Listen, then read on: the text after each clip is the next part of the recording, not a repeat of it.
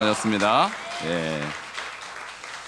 히브리서 11장 저도 암송을 했는데 이게 굉장히 헷갈려요. 인물이 엄청 많이 나오거든요. 근데 오늘 이렇게 7분이 암송을 무사히 중간에 조금 고비가 있었어요. 그럼에도 불구하고 잘 마무리해서 너무 감사드리고 우리 다시 한번 큰 박수 해주시기 바랍니다. 예.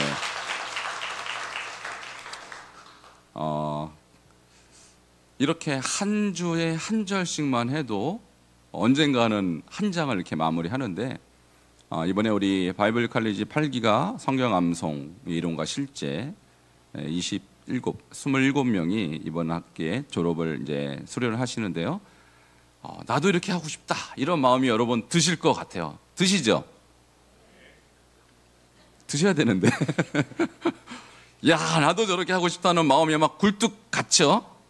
네, 그런 분들이 있을 것 같아서 이번 8기를 끝나신 수료자들이 암송방을 만듭니다. 그래서 우리 집사님 방, 또 우리 권사님 방, 또 우리 장로님 방, 또 세신자 방 이렇게 해서 아주 유명한 구절들부터 우리 신명기 6장 4절에서 9절 또 시편 1편 23편 그 유명한 구절 우리 요람에 다 있잖아요. 우리 핵심 109절 이것을 우리 그룹 톡을 만들어서 누구든지 원하는 분들 모집해서 이제 여러분도 이렇게 발표할 날이 다 올 줄 믿습니다.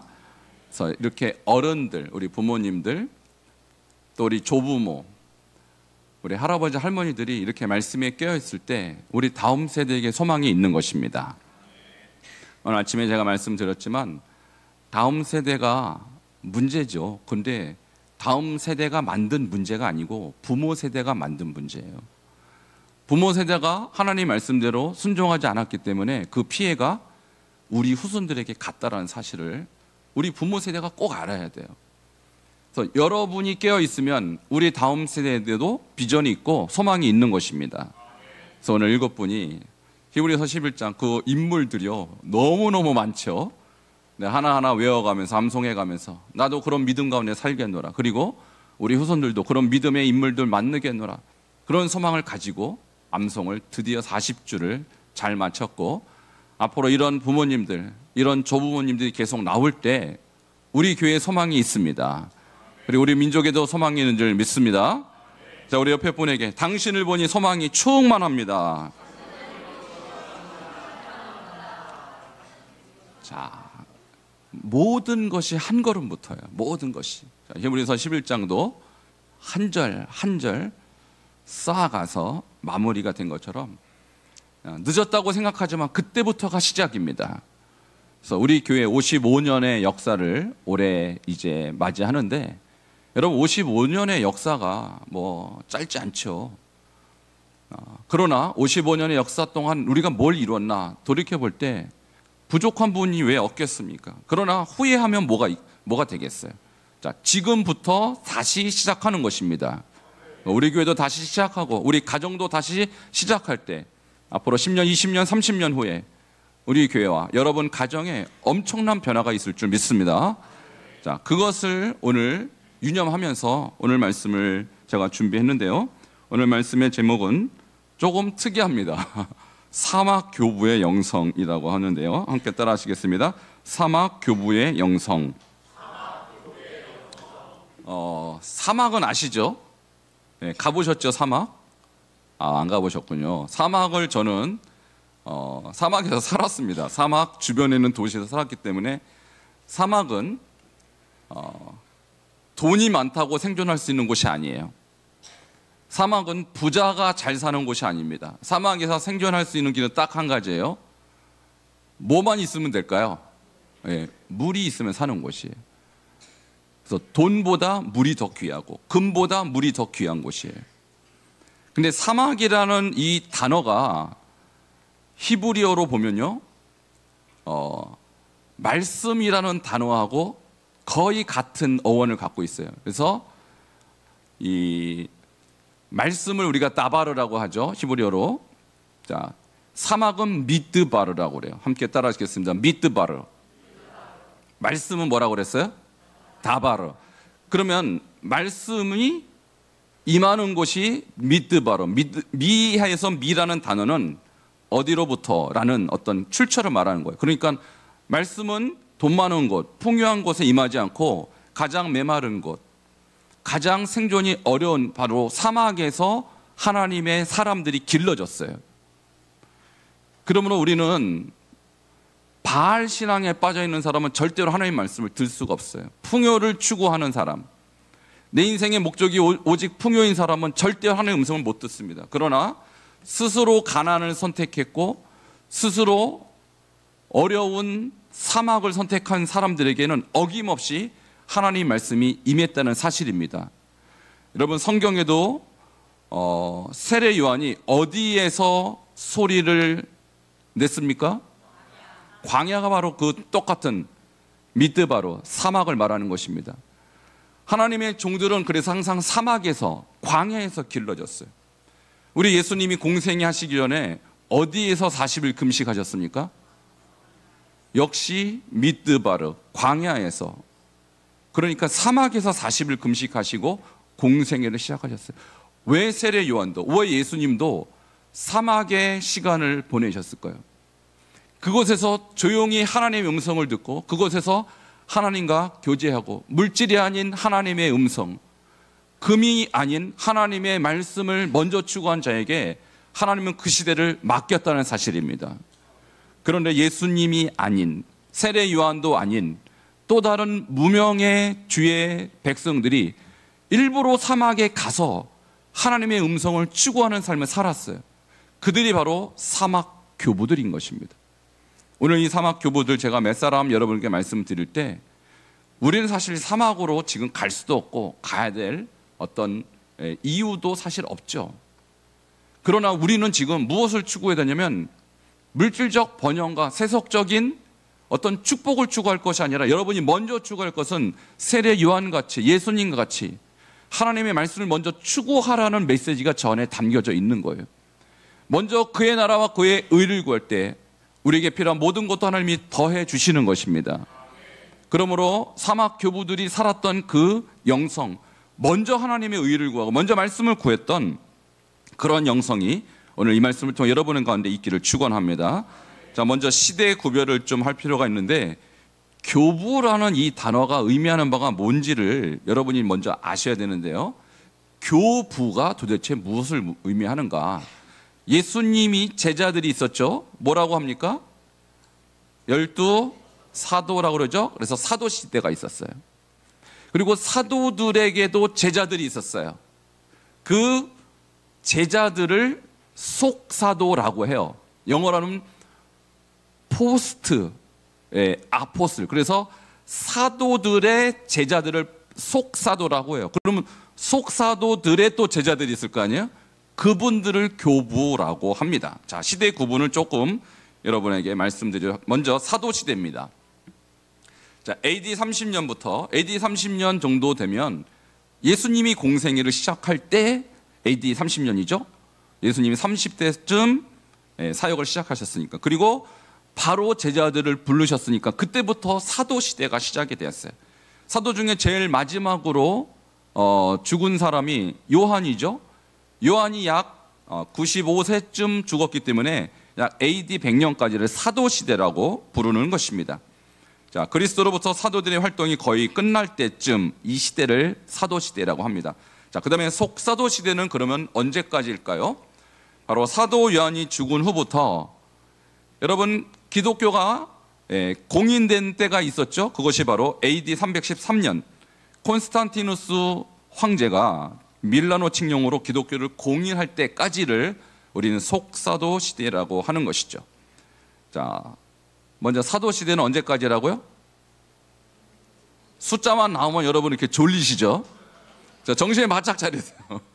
이거 중요한 거예요. 이거 신학교 가야 배울 수 있는 건데 여러분 여기서 제가 공짜로 가르쳐 드립니다. 자, 사도 시대는 언제까지라고요? AD 100년. 그리고 속사도 시대는 AD 313년. 무슨 일이 있었다고요? 밀라노 칙령. 기독교가 공인됐어요. 그 전까지는 예수 믿는 자를 박해하고 죽이고 했었습니다만은 313년부터는 기독교를 공인했습니다. 더 이상 박해하지 않았어요. 그때까지를 속사도 시대라고 합니다. 그 다음이 무슨 시대가 올까요? 오늘의 주인공 교부 시대라고 말씀드렸습니다. 교부 시대가 오는 것입니다. 그래서 속사도들보다도 더 후에 교회사의 주인공 역할을 했던 분들이 바로 교부들입니다. 이분들은 콘스탄티누스의 기독교 공인부터 칼케돈 공의회까지의 기간 AD 451년까지예요. 자, 여러분 새 시대를 지금 이제 들으셨는데 헷갈리시죠? 자, 그래도 자꾸 들으면 기억이 날 거예요. 자, 사도 시대는 AD 100년, 속사도 시대는 313년. 그 다음에 무슨 시대? 교부 시대는 언제까지? 451년. 자, 이것만 기억하셔도 여러분 교회사를 꿰뚫는 것입니다. 아주 훌륭합니다. 자, 그러면 이 사도 시대 그리고 속사도 시대 그리고 교부 시대에 이르기까지 기독교가 부흥했습니다. 그러면 부흥했던 그 중심 지역이 어디였을까? 그것이 굉장히 중요합니다. 왜냐하면 이제 사막의 위치하고 일치하기 때문에요. 자, 초대교회 5대 교구를 말씀드립니다. 자, 그림 띄워주세요. 자, 저기 빨간색으로 표시된 네 군데 보이십니까?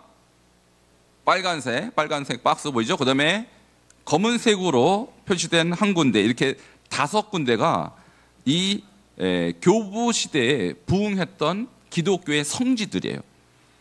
자, 그런데 여기 잘 보시면 까만색으로는 뭐라고 되어 있습니까? 로마 교구, 지금의 이탈리아, 지금의 로마 그 지역을 말하는데, 이쪽을 뭐라고 말하면은 바로 기독교를 동과 서로 나눴을 때 서로마, 서방 기독교라고 불렀던 지역은 딱 저 로마 교구 하나뿐이에요. 유럽에 속하죠. 그리고 나머지는 다 어디에 속할까요? 그러면 자, 콘스탄티노플은 지금의 터키입니다. 그 다음에 안디옥은 역시 지금의 터키 지역이에요. 예루살렘은 이스라엘이고 마지막 제일 아래가 어디라고 써 있습니까? 알렉산드리아. 저기는 지금의 어디일까요? 이집트입니다. 그러니까 우리는 기독교 그러면 유럽을 떠올리지만 사실은 초대교회 기독교의 중심지는 유럽이 아니라 아시아 지역이었다. 그리고 특별히 알렉산드리아는 이집트니까 광야 그리고 사막이 있던 곳이에요. 그러니까 제가 지금 말씀드리려고 하는 이 교부들의 핵심적인 지역은 저 이집트 지역에서 탄생했다는 말씀을 드리려고 하는 것입니다. 자, 그러면 제가 지난달에 혹시 소개했던 위대한 초대교회 스도원의 아버지 기억 혹시 안 나시죠? 제가 안 날 줄 믿고 다시 준비했습니다. 안토니라고 하는 인물을 제가 보여드릴게요. 자, 이분은 부자였어요. 이 부모님이 엄청난 땅을 갖고 있었어요.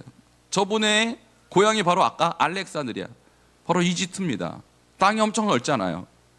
그런데 부모가 20대쯤 돼서, 안토니가 20대쯤 돼서 다 돌아가셨어요. 그리고 유산을 남깁니다. 그런데 이 안토니는 아주 신앙이 좋은 청년이었어요. 예배를 드리는데 설교자가 그날 마태복음 19장 21절을 가르칩니다. 뭐라고 했을까요? 내가 온전하고자 할진대 가서 내 소유를 팔아 가난한 자에게 주라. 그러면 하늘에서 보아가 내게 있으리라. 그리고 와서 나를 따르라. 이 말씀을 듣고, 여러분 지금 이 말씀을 듣고 어떤 감동이 드셨어요? 아무 감동 안 드셨잖아요. 지금 내 소유를 팔아서 가난한 자에게 주라는 말씀을 여러분 들었는데 별 감동이 없으시잖아요. 여러분. 근데 안토니는 엄청 감동받고, 그렇지, 내 소유를 다 팔아 가난한 자에게 주라. 그리고 와서 나를 따르라 했으니 이걸 다 안 파는 이상 내가 주님을 따를 수 없구나 라는 하나님의 음성을 들었어요. 할렐루야. 여러분은 그런 음성으로 안 들리잖아요. 근데 이 친구는 들었어요. 20대밖에 안 된 친구가. 그리고 와서 정말로 소유를 다 팔았어요.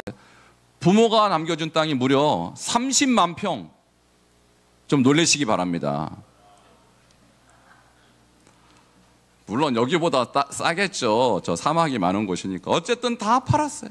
가난해지게 다 주고, 그리고 어디로 갔을까요? 사막으로 갔어요. 사막으로. 그리고 사막에서 뭘 했을까요, 그러면? 뭘 했을까요, 하루 종일? 제가 그랬잖아요. 사막이 미드바르, 말씀이 임하는 곳이라고요. 그는 말씀을 주야로 묵상하고 하가하고 암송하는 삶을 살았어요. 그 결과 성 안토니오의 생애라는 책을 아타나시우스라는, 역시 교부입니다. 아주 유명한 교부예요. 삼위일체 신학을 확립한 사람이 저 안토니의 생애를 글로 기록합니다. 그리고 뭐라고 썼냐면 이렇게 썼어요. 그는 봉독되는 말씀에 주목하여 성경을 한 구절도 빠짐없이 받아들였다. 그는 모든 말씀을 이해하고 성경의 모든 책들을 뭐 했다? 기억했다. 기억했다가 뭐예요? 암송했다는 얘기입니다. 그래서 안토니는 최초로 성경을 다 암송한 인물입니다. 그는 하나님의 말씀이 너무 귀하고 너무 아름답고 너무 복돼서 자기 소유는 팔고 대신 하나님의 말씀을 자기의 재산으로 여겼던 사람이에요. 할렐루야. 여러분, 천국의 비유를 보시면요, 여러 비유가 있지만 그 중에서 대표적인 비유가 뭐예요? 어떤 사람이 땅을 파다가 뭐가 덜컥 나왔죠? 그게 뭘까요? 보화가 걸린 거예요. 야, 내가 이거 내 거 만들려면 이 땅을 사야겠구나. 그래서 어떻게 합니까? 자기 소유를 다 팔아요. 다 팔아요. 그래서 이 땅을 삽니다. 여러분, 천국은 우리 소유를 다 팔아야 얻어지는 거예요. 여러분이 지금 이거 실감이 안 날 겁니다. 저는 아직 천국 못 가봐서 천국이 얼마나 대단한지는 솔직히 저도 몰라요. 근데 천국에 대한 간증도 많고요. 유튜브 틀어서 천국 간증 한번 들어보시면, 물론 그것이 100%로 다 맞다고 저는 볼 수는 없지만 정말 그것이 단 10%라도 진실이라면 천국은 이 땅에서 우리가 누리는 것과 비교할 수 없는 엄청난 것입니다. 여러분이 이 땅에서 가질 수 있는 그 어떤 재물보다도 더 엄청난 것이 천국에 있어요.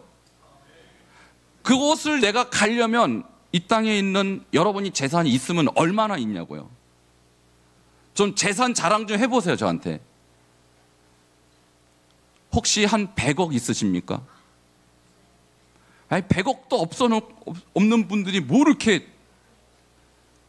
여러분, 천국은 이 세상의 모든 보화를 다 갖고도 천국에 한 평도 못 사요. 그러니까 여러분이 아무리 많은 재산이 있어도 천국에 단 0.1평도 못 산다고요. 그렇게 대단한 곳이 천국입니다. 근데 그 땅을 가려면 여러분이 이 땅에서 지금 누리고 싶은 거, 이 땅에서 소유하고 싶은 거 다 버려야 돼요. 믿습니까? 대표적인 분들이 저분들이에요. 얼마나 많은 땅을 갖고 있어요? 30만 평. 다 포기했어요. 그리고 그는 하나님의 말씀을 선택했어요. 그것은 천국을 선택했다는 얘기예요. 그거는 밭에 감추인 보화를 발견한 사람인 거예요. 그래서 아타나시우스는 이 안토니를 묘사하면서 성경의 모든 말씀을 다 받아들였대요. 그러니까 자기 소유를 다 판 거죠. 그리고 성경의 모든 책들을 기억했다. 말씀이 보화보다 귀하다는 사실을 알았던 아주 지혜로운 사람이었다는 것입니다. 여러분, 건강을 얻기보다, 물질을 얻기보다 말씀을 보화처럼 여기십시오. 오늘 7분 나오셔서 히브리서 11장 40절까지 암송하는데 이게 쉽겠습니까, 여러분? 아이가 한 두어 번 보면 다 외워질까요? 정말 끊임없이 반복하고 끊임없이 반복해서 그래도 좀 헤매시잖아요. 아무리 연습하고 그래도 이렇게 잘 외워지지 않는 게 하나님 말씀인데, 그래도 이 말씀을 붙잡겠다고 이 40주를 여러분 달려온 거 생각하시면 정말 이분들은 돈보다 더 귀한 것을 얻었다고 저는 확신합니다. 그건 저는 제가 목사로서, 목회자로서 목회자의 양심을 갖고 말합니다. 여러분, 말씀이 재산입니다. 말씀이 그 무엇보다 귀합니다. 이 말씀을 얻기 위해서 노력하십시오. 이거 잃어버리고 이 땅에서 아무리 많은 재화를 얻어도 의미 없어요. 이 위대한 영적인 스승은 자기 소유를 포기하고 하나님 말씀을 선택하면서부터 역사에 등장하기 시작했다는 거예요. 근데 이 안토니는요, 혼자 했어요. 혼자. 누구를 불러 모은 것이 아닙니다. 혼자 하나님과 교제하고 하나님 말씀 읊조리고 암송하고 하나님과 깊은 시간을 가졌는데, 안토니보다 조금 더 이 수도원 운동을 체계적으로, 조직적으로 한 사람이 있어요. 자, 그 사람이 파코미우스라는 사람이에요. 자, 그래서 안토니는 혼자 말씀을 연구하고 묵상했다면, 파코미우스는 사람들이 자기와 함께 말씀 암송을 묵상을 할 수 있도록 수도원을 설립한 최초의 수도원의 설립자입니다. 자, 이분에 대한 책이 있어요. 자, 뭐라고 썼냐면 이렇게 썼습니다. 그 당시 파코미우스 수도사들은 모임이나 식당에 가면서 혹은 모임이 끝난 후 다른 장소로 이동하면서 끊임없이 성경 말씀을 암송하였다. 심지어 종을 치는 동안에도 성경 말씀을 암송해야 했다. 그러니까 파코미우스의 수도원에 가입한 사람들은 하루 종일 하나님 말씀을 암송하는 삶을 살았다는 거예요. 식당에 가면서, 여러분 오늘 점심에 비빔밥 맛있게 드셨죠? 자, 예배 딱 끝나고 축도 딱 끝나고 식당까지 가면서 서로 인사하시고 웃으면서 내려가셨죠? 혹시 나는 그 순간에도 난 말씀을 암송했어요. 이런 분 혹시 계시면 얼마나 좋을까요? 얼마나 좋을까요? 그런데 파코미우스의 수도사들은 그 짧은 밥 먹으러 가는 그 몇 발자국 사이에서도 다른 생각 안 했다는 얘기예요. 밥 먹는 것보다 더 중요한 것, 친구와 대화하는 것보다 더 중요한 것, 그것이 하나님의 말씀을 내 영혼 안에 새겨 넣는 것을 그들은 먼저 선택했다라는 거예요. 여러분, 이런 사람들이라야 하나님이 기뻐하시는 사람이 되는 것입니다. 놀라운 영성가들은 이런 환경에서 나왔다라는 거예요. 저는 개인적으로 저도 이 파코미우스 그리고 이 안토니를 저는 굉장히 사랑해요. 존경해요.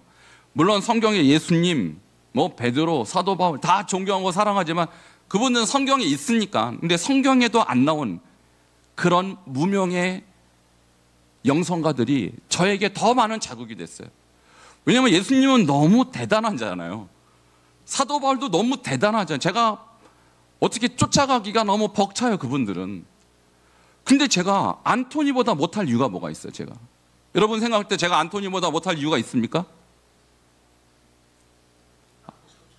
예, 땅이 없어요, 저는. 여러분, 제가 파코미우스보다 못할 이유가 있습니까? 대답들 해보세요. 여러분이 안토니보다 못할 이유가 있습니까? 땅이 없으시군요, 참. 오케이. 파코미우스는 땅 없었어요. 여러분이 파코미우스보다 못할 이유가 뭐가 있습니까? 근데 이분들은 하나님의 말씀을 선택했기 때문에 역사에 남는 위인이 된 것입니다.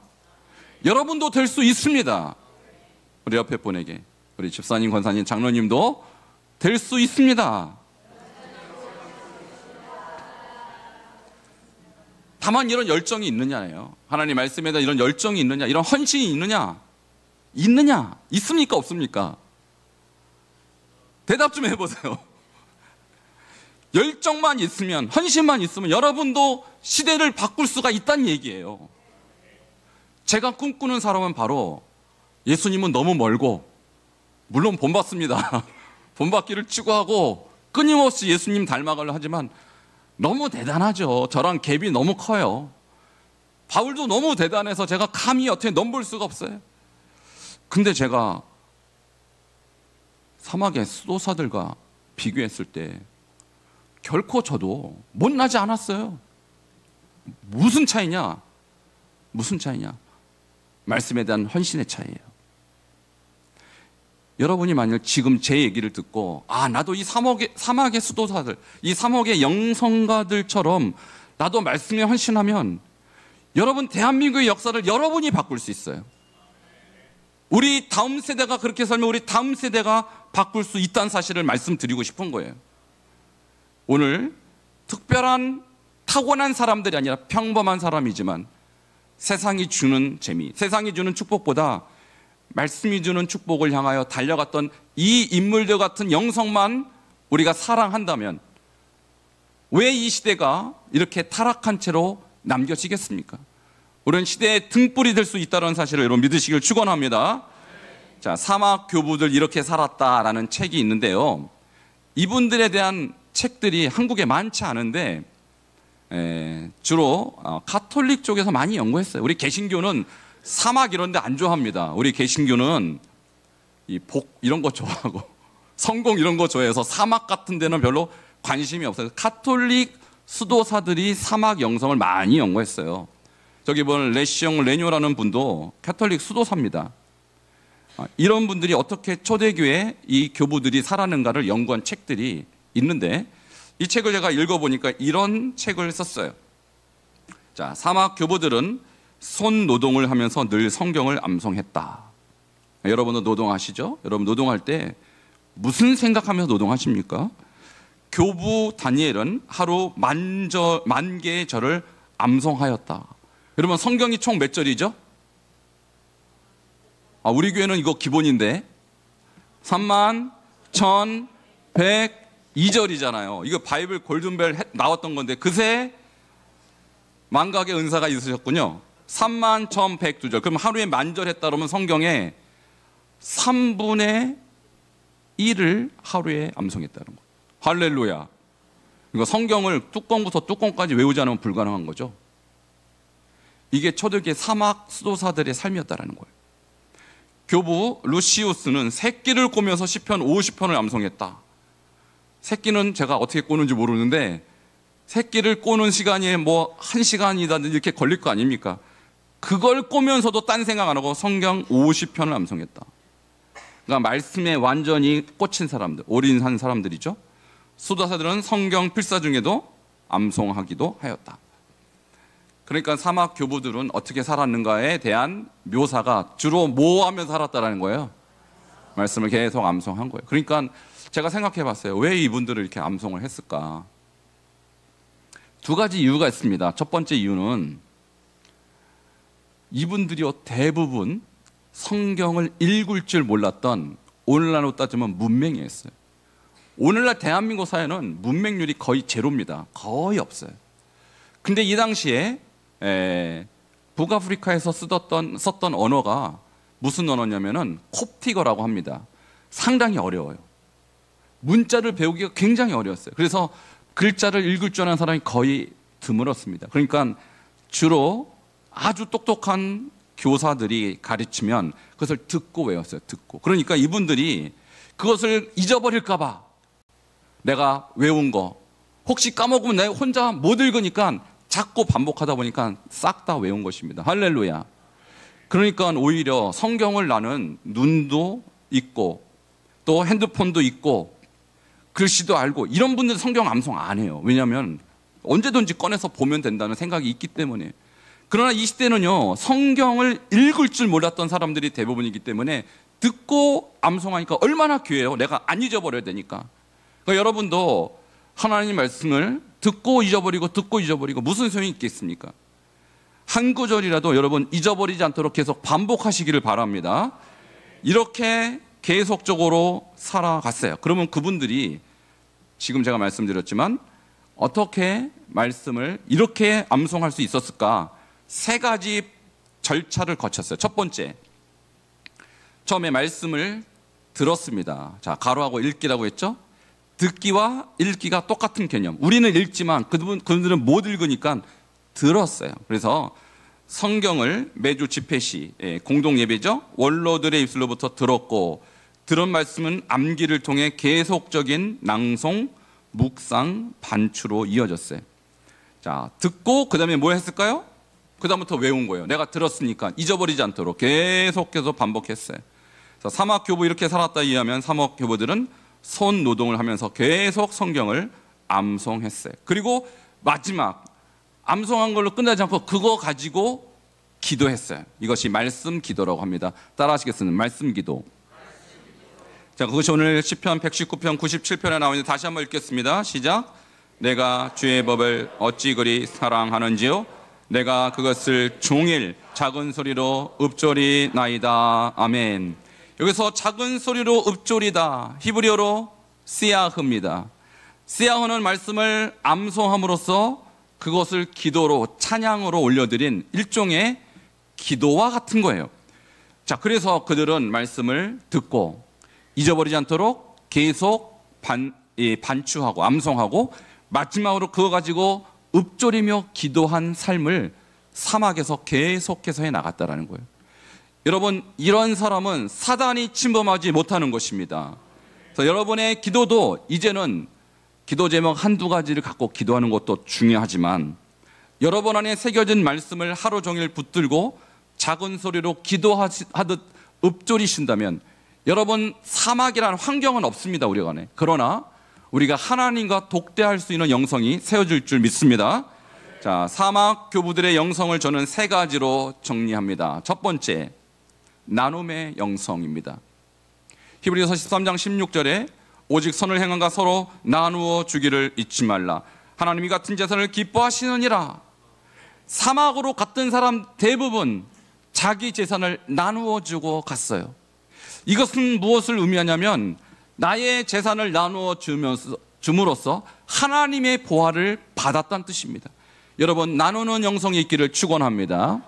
자, 우리 교회는 지금 공유냉장고 또 우리 장애인 복지를 위한 이 박스를 운영합니다.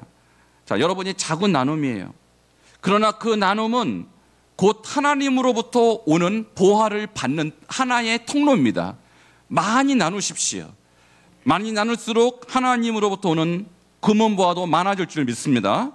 두 번째 영성은 자기 부인의 영성이에요. 누가복음 9장 27절에 또 무리에게 이르시되 아무든지 나를 따라오려거든 자기를 뭐 하래요? 부인하고 날마다 제 십자가를 지고 나를 따를 것이니라. 사막은 자기를 부인하는 곳입니다. 자기의 욕망을 부인하는 곳입니다. 그러므로 하나님의 말씀을 얻기 위해서 자기를 부인하는 것은 자기의 육체적 욕망, 자기의 꿈, 자기의 비전, 자기의 모든 목적을 내려놓고 먼저 하나님 앞에 귀를 기울이는 자기 부인의 삶을 그들은 선택했다라는 거예요. 여러분이 이와 같은 영성을 추구하면 여러분도 저런 사막 교부들의 영성과 같은 그런 탁월한 영성을 얻을 줄 믿습니다. 자, 마지막으로는 하야의 영성. 우리 신명기 6장 6절에 오늘 내가 내게 명하는 이 말씀 너는 마음에 새기고의 히브리어가 하야죠. 근데 하야는 무슨 뜻이냐면은 말씀이 되는 것입니다. 말씀을 내가 읽는 것에서 끝나지 않고 내가 말씀의 존재가 되는 거예요. 그러니까 이 사막의 교부들은 처음에 말씀을 들었고 말씀을 암송했지만 나중에는 무엇이 됐을까요? 말씀이 된 사람들이에요. 그러니까 나중에 그들이 가는 곳이 곧 하나님의 말씀이 가는 엄청난 역사가 일어났다는 것입니다. 여러분이 사람이 아닌 영의 존재가 되려면, 육이 존재가 아닌 말씀의 존재가 되려면 우리도 말씀을 여러분 안에 채워 넣어야 하는 것입니다. 그래서 여러분은 단지 한 인간에 불과하지만 여러분 안에 말씀이 채워지면 이제 하나님의 말씀이 돌아다니면서 세상을 바꾸게 될 것입니다. 오늘 사막의 영성가들, 이분들에게 주는 교훈 세 가지. 먼저 나눔의 영성, 두 번째는 자기 부인의 영성, 세 번째 하야의 영성.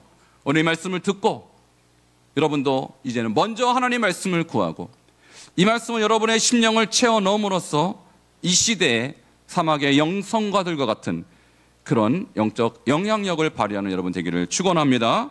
함께 기도하시겠습니다. 우리 한 목소리로 통성으로 기도하시겠습니다. 하나님, 사막의 영성가들, 이름도 빛도 없이 평생을 하나님 말씀 때문에 자기의 삶을 사막에 온전히 헌신했던 사람들이, 이분들 때문에 오늘 우리에게까지 말씀이 전달된 것입니다. 주여, 우리도 육체 욕망, 세상의 성공, 그것을 우선 구하는 것이 아니라 이 영성가들처럼 먼저 말씀 구하고 자기를 부인하는 영성을 구하고 또 나눔의 영성을 가지고 이 시대를 밝힐 수 있는 그런 존재들이 되게 달라고 주여 한번 부르짖고 기도하겠습니다. 주여, 하나님 감사합니다. 오늘 주시는 말씀을 통하여서 주여 우리가 가야 될 길이 무엇인지 알게 하시니 주여 감사와 찬양을 드립니다. 하나님, 사막의 영성가들이 자기의 모든 재산을 팔아 나누고 하나님여 자기를 부인하고 날마다 하나님 말씀을 채워 넣음으로써 말씀의 존재가 된 것처럼 오늘 이 시대를 밝힐 수 있는 인물은 바로 말씀의 존재가 되는 줄 믿습니다. 저 우리 교회 모든 교우들이 또 우리 교회 다음 세대들이 이와 같이 사막의 아버지 영성가들의 신앙을 본받아 우리도 그런 믿음 갖게 하시고 이 어두운 시대를 비치고 이 어두운 시대를 새롭게 하는 하나님의 종들 될 수 있도록 축복하여 주시옵소서. 예수 그리스도 이름으로 기도하옵나이다. 하나님 감사합니다. 오늘 사막의 영성가들의 삶을 함께 보았습니다. 저 그들은 많은 재산이 있었지만 나누었습니다. 그리고 자기를 부인하며 하나님의 말씀을 새겨 넣었습니다. 그들은 그 말씀의 존재가 되었고 시대를 깨우는 영적인 등불이 된 것처럼 우리 반석의 교우들이 하나님이여 사막의 영성가들의 신앙을 본받게 하여 주시옵소서. 예수 그리스도 이름으로 기도하옵나이다. 아멘.